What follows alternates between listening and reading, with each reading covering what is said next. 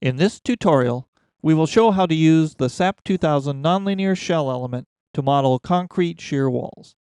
We will model a single planar wall, 10 stories tall by 20 feet long. The wall is 12 inches thick. It will be subjected to both a dynamic time history analysis and a pushover analysis. With an aspect ratio of more than 4:1, we are primarily concerned with the nonlinear behavior in flexure and will assume shear deformation to be elastic.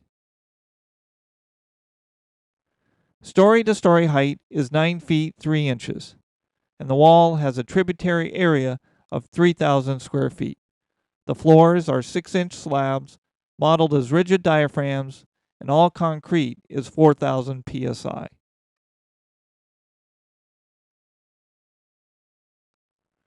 Three different levels of reinforcing exist in the model. Walls with a reinforcing ratio of 0.3% exist in the upper 6 floors in unconfined concrete. Walls with 0.4% reinforcing in unconfined concrete exist in the lower 4 stories. And boundary elements 4 feet wide with 3% reinforcing and confined concrete exist along the outside of the bottom 4 floors. Now we will put the model together. First, we look at the materials. There are 3 material types that we will use in this model. All steel reinforcement for the rebar, confined concrete for the boundary elements, and unconfined concrete for the remainder of the wall. Select the all steel reinforcement. The Show Advanced Properties box should be checked so that we can view the nonlinear behavior. This is the rebar material, and it is uniaxial. This is important when we assign the material. Note that the weights and masses are set to 0. All loads and masses will be done as assigned point loads. Note the stress limits and click the Nonlinear Material button, and then the Show Stress Strain Plot button.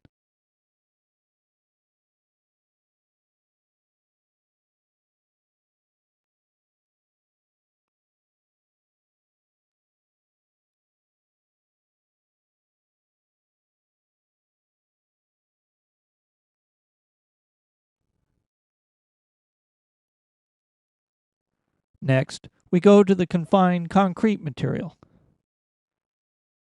Note that it is isotropic. Again, the weights and masses are 0. The compressive strength is set to 4 ksi. Going to the nonlinear material data, we can view the stress strain plot. Note, as we move along the plot, the material carries no tension.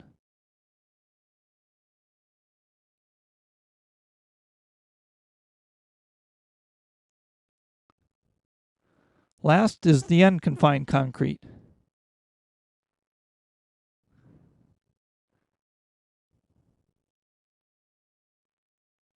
Again, 4 ksi compressive strength.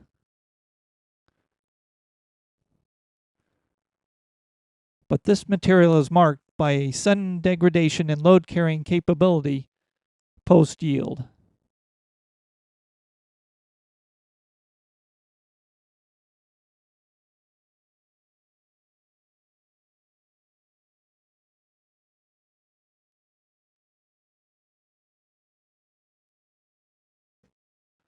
Next, we will define the area sections that represent our 3 different wall sections.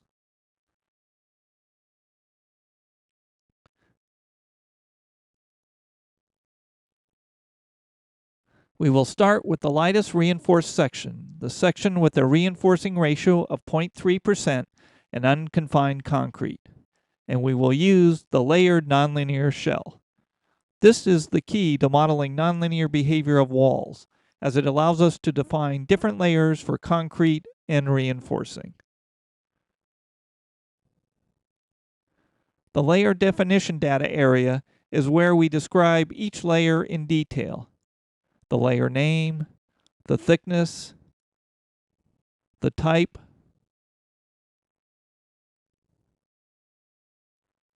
the material angle, and the behavior in the different component directions. We could enter the properties for each layer directly, but for this model, we are going to use the Quick Start option instead. For this section, our concrete material is the unconfined concrete with the all-steel reinforcement. Our thickness is 12 inches with reinforcement in 2 layers. We want the in-plane behavior to be nonlinear in the vertical or 2-2 direction for flexure. Out-of-plane behavior will be kept linear. For this wall section, we want a reinforcing ratio of 0.3%, and 2 layers of number 4 bars at 12 inches on center gives us a ratio very close to this.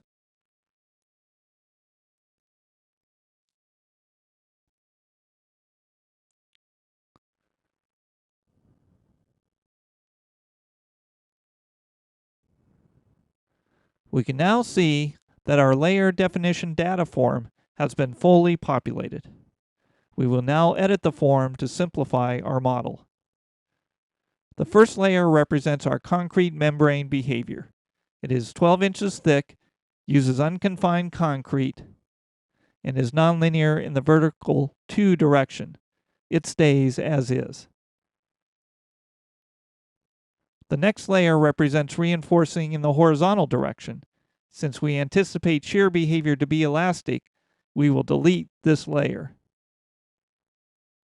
The next layer represents our first layer of vertical reinforcing. Again, membrane behavior using the steel material. Note that the material angle is set to 90 degrees in order to get the material rotated in the vertical direction. The steel material is uniaxial with properties defined in the one direction. Note that this layer is also nonlinear. We will delete the next layer as this represents another layer of horizontal reinforcing. And it is followed by the second layer of vertical reinforcing, which remains. The next layer represents the out-of-plane behavior of the concrete. We are going to reduce the thickness to 7.5 inches, which reduces the out-of-plane stiffness by 75% to include the effects of cracking. This is not really necessary in this model, but in a 3-dimensional model with flange walls, this reduction would limit the out-of-plane load carried by the transverse walls.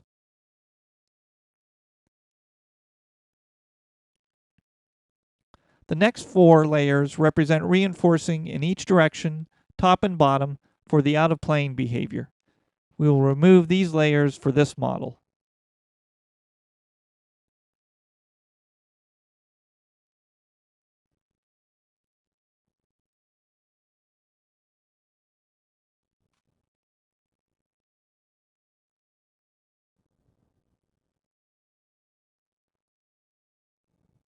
We are left with a total of 4 layers: concrete membrane, 2 steel layers oriented vertically, and a concrete plate layer.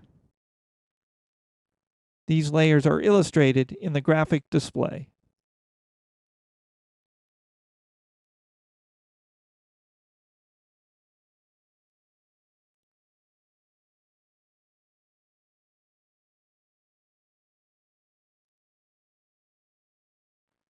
Now that we have our first section defined, we will copy it to create our other sections.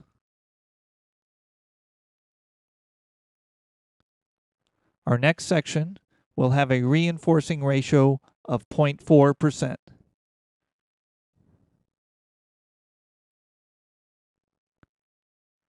For this section, the concrete membrane layer remains the same, 12 inches thick, with unconfined concrete and nonlinear behavior in the vertical direction. All that changes in this section is the amount of reinforcing. Each layer will be 0.02583 inches thick, which corresponds to number 5 bars at 12 inches on center.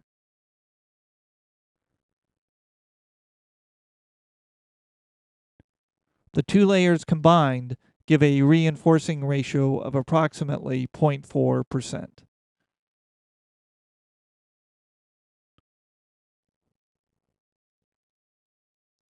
No changes will be made to the layer modeling the concrete plate behavior.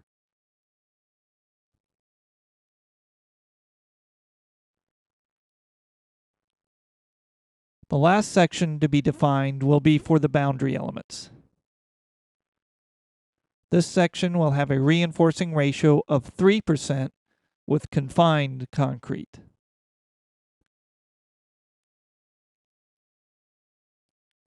For the concrete membrane layer, we need to switch the material type to confined concrete.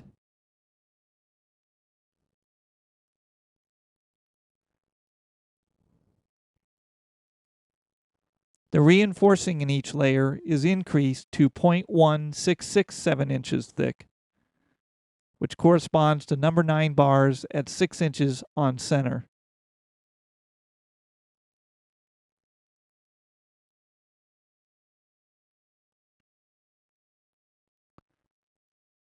The two layers combined give a reinforcing ratio of approximately 3%.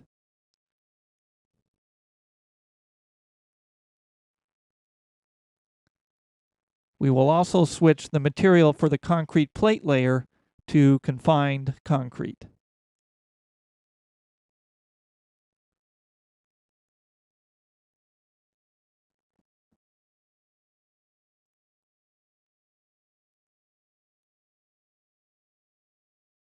Now we can draw the wall.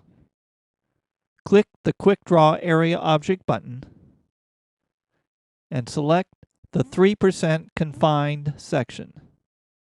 These are the boundary elements in the bottom 4 floors.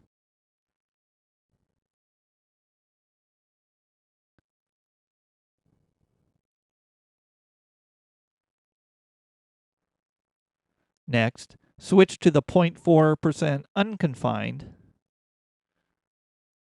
This is the wall in between the boundary elements. Last, select the 0.3% unconfined to draw the remainder of the wall.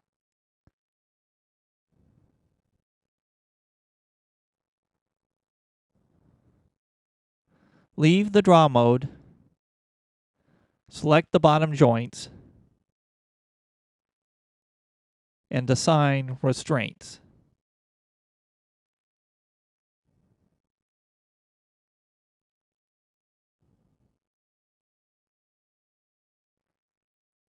Next, we will add rigid diaphragms at each level. Select the joints and go to the Assign Joint Constraints command. Select Diaphragm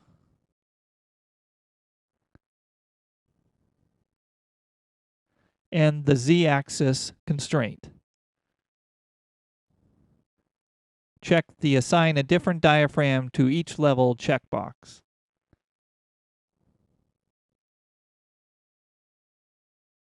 We can see that the program has defined a separate diaphragm at each level by going to the Define Joint Constraints command.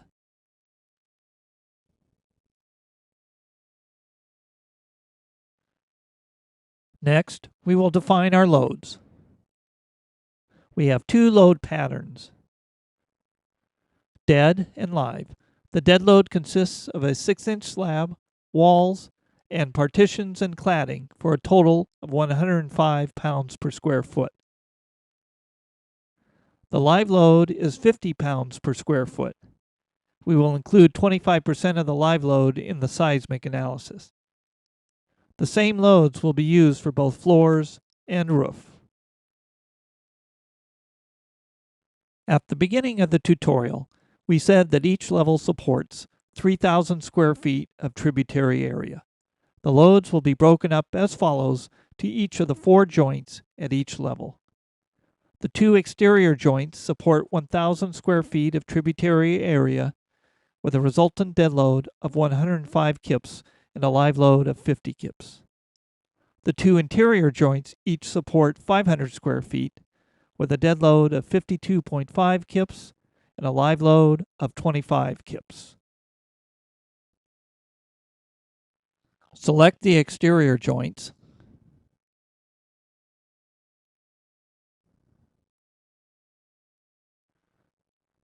and assign the dead load of 105 kips.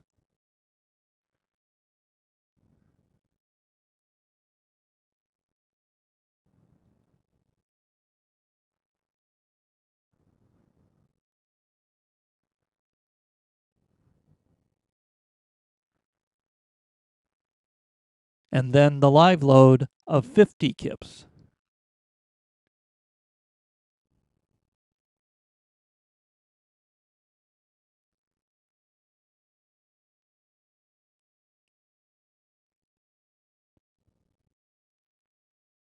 Select the interior joints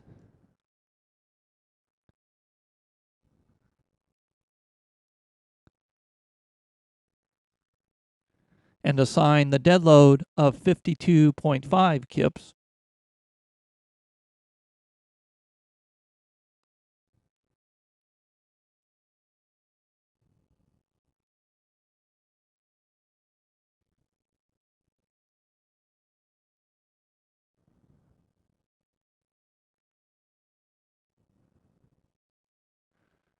And the live load of 25 kips.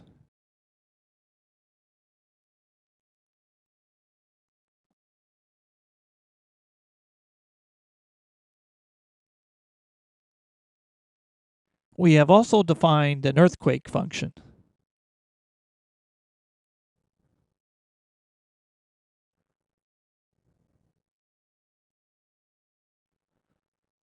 This record has a peak spectral acceleration of 0.425 g. We will scale it up to 1.5 g when we apply it to the model.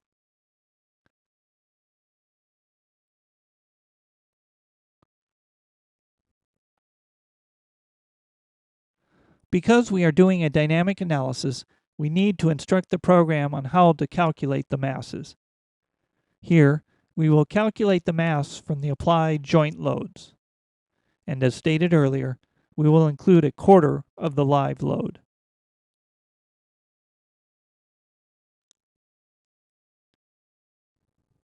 Now, we will review our load cases. We have 4 cases. First is modal.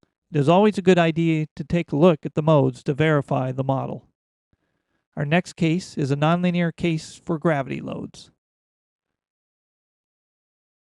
This case will be used as the starting point for the other load cases.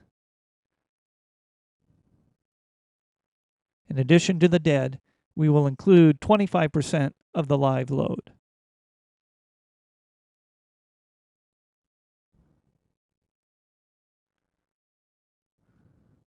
Our next case is for pushover. Again, this is a nonlinear static case. And note that the gravity case sets the initial conditions. A check of the load application shows that we are using displacement control out to a magnitude of 44 inches in the 1 or x direction, and we will use joint 32, which is at the top of the model.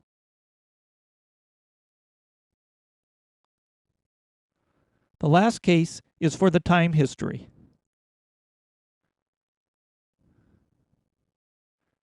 Again, it is nonlinear using direct integration, starting from the gravity case. We are applying the previously reviewed Motion 1 record with a scale factor of 1363, which both scales up the record and converts it from gravity units to inches. We are asking for 750 time steps at a time of 0.02 for a total of 15 seconds. Now we are just about ready to run the analysis. However, before we do, we will set the analysis to be a planar model, as we do not want to include any out-of-plane behavior. Now we can run the model.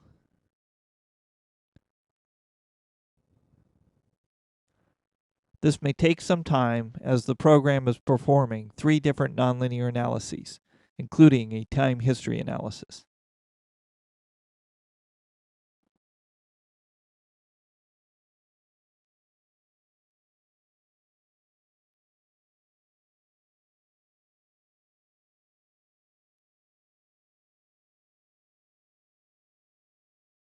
With the analysis complete, we can take a look at the results. A quick look at the mode shapes shows the anticipated patterns. For the time history analysis, we wish to look at the drift at the roof, or joint 32. We can do this by using the generalized displacements.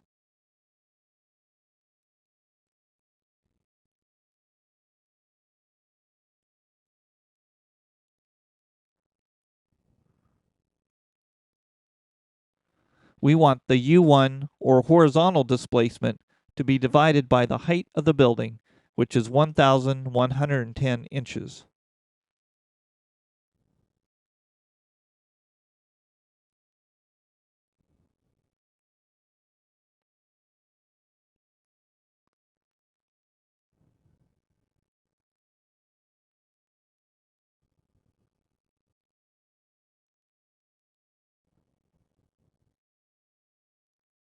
On the deformed shape, joint 32 is located here.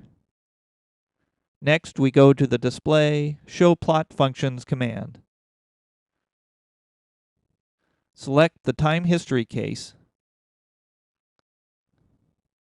and click the Define Plot Functions button.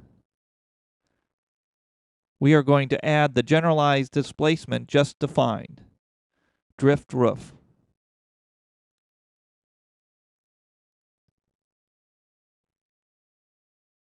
We are going to plot the drift at the roof versus time.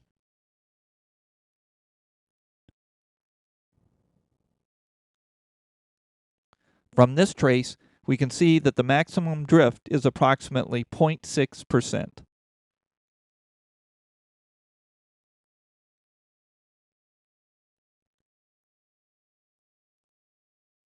Next, we would like to plot the strain in the boundary element at the bottom story. We will use the vertical displacements from joint 7 and go back to the generalized displacements.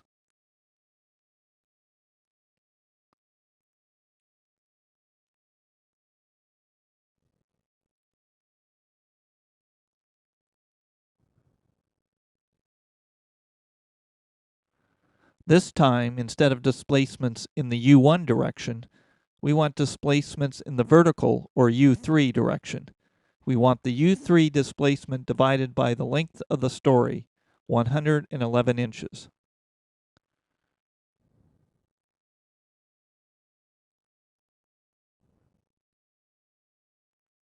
We go back to the Show Plot Functions, and still using the time history case, remove the drift roof function and define a new function using the strain generalized displacement.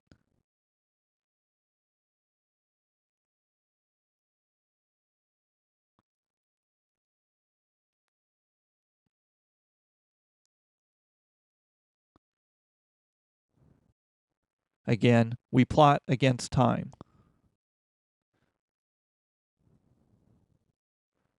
From the plot, we can see that the maximum strain is approximately 0.3%.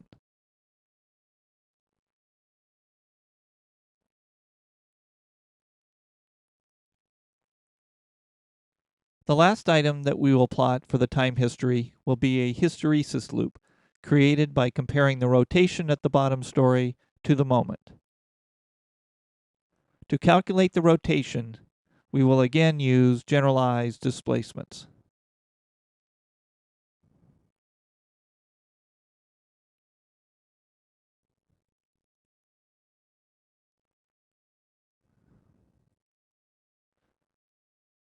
We will again use joint 7, but divide the vertical displacement by the length of the wall, 240 inches.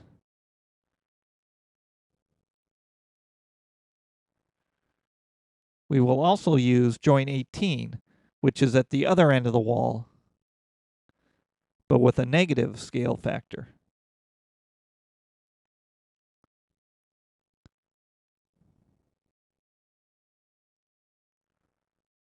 Now we need to create a section cut for determining the moment. Select the bottom story wall objects and the joints just above, and assign them to a group.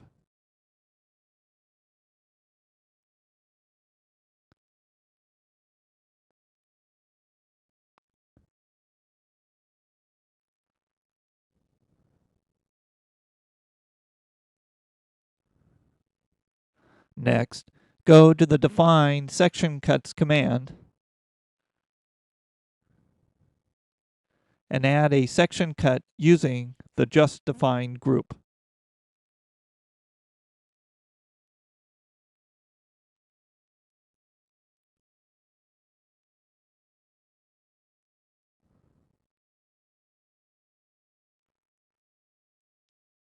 Now we can go back to the Show Plot Functions command.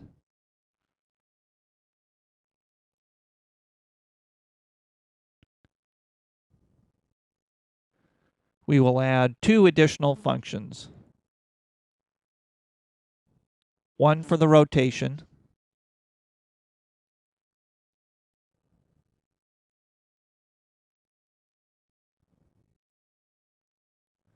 and one for the moment.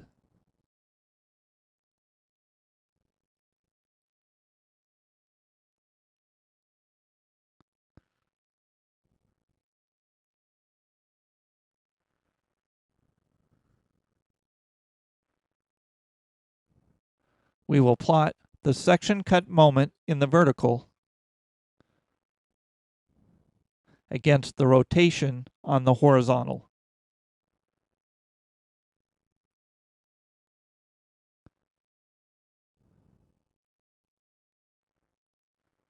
This displays a hysteresis plot.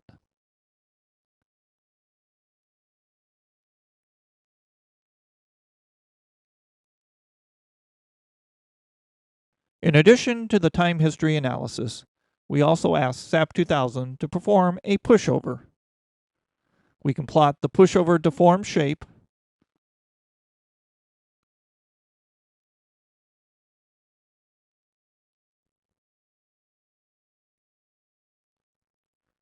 or plot the stresses in the wall.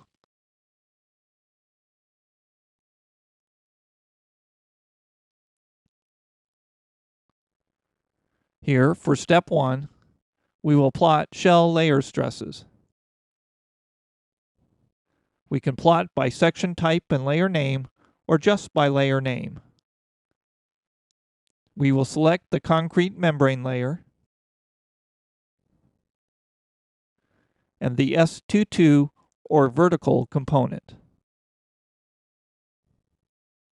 Note how the concrete stress goes to 0 in the tensile region. We can also plot the stresses in the steel layers.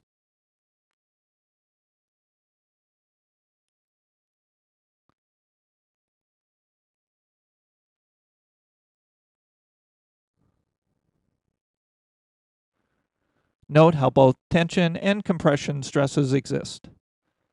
Lastly, we can plot the pushover curve.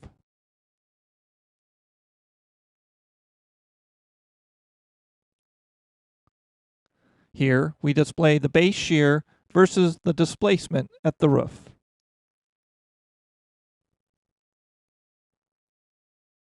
This completes this tutorial on the modeling of shear walls using the nonlinear shell element.